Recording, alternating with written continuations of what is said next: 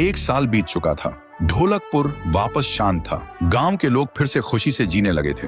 हर पूर्णिमा को लोग एक दिया जलाकर ठुन ठुन ठुन साहुर को याद करते थे। पर एक रात कुछ ऐसा हुआ जो फिर से सब कुछ बदल के रख दिया। लाशें फिर से मिलने लगी। हर 2 दिन बाद किसी न किसी के घर के सामने एक कटी हुई लाश पड़ी होती। गांव फिर से कांप उठा। एक दिन सब लोग महाराज के पास पहुंचते हैं और रो रो कर गांव की घटनाओं के बारे में बताते हैं। रात को महाराज 2 सेनापतियों से कहते हैं, जाओ और खोजो इस कांड के पीछे कौन है। लेकिन सुबह सिर्फ उनकी लाशें लौट कर आईं। एक का सिर था ही नहीं, दूसरे के पैर कट चुके थे। महाराज समझ गए कुछ तो लौट आया है, कुछ जो सिर्फ मौत का खेल खेल रहा है। और फिर कहते हैं, अब इस जंग का सामना मुझे ही करना होगा। उसी रात महाराज चुपके से गांव में आते हैं और एक पेड़ के पीछे खुद को छुपा लेते हैं। और ठीक रात के 2:30 बजे अचानक कहीं से धुआं छा जाता है और उस धुएं के अंदर से एक आवाज आती है,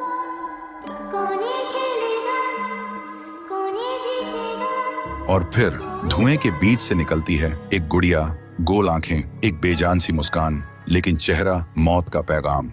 वो गुड़िया एक घर के गेट तक जाती है और बच्चों जैसा एक गाना गाने लगती है। उसके गाने की आवाज सुनकर एक आदमी बाहर आता है और अगले ही पल वो गुड़िया उसका सिर चबा जाती है। वो आदमी तड़प तड़प के वहीं जमीन पर गिर जाता है। महाराज सब कुछ देखते हैं। उनकी आंखें भर जाती हैं। उन्हें समझ आ जाता है इसके सामने जाना मतलब खुद का अंत लिखना है। अगली सुबह गांव के लोग इकट्ठा होते हैं। महाराज कहते हैं, ये पिछले भूत से भी ज्यादा डरावनी है।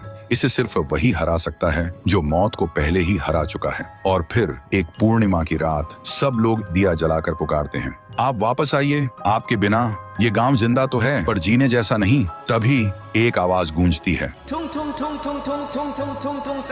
और उसी देह की आग से एक जलता हुआ पेड़ बनने लगता है और उसी पेड़ में से ठुन ठुन ठुन साहुर निकलता है। तभी फिर से वही धुआं छा जाता है और उसके साथ ही एक आवाज।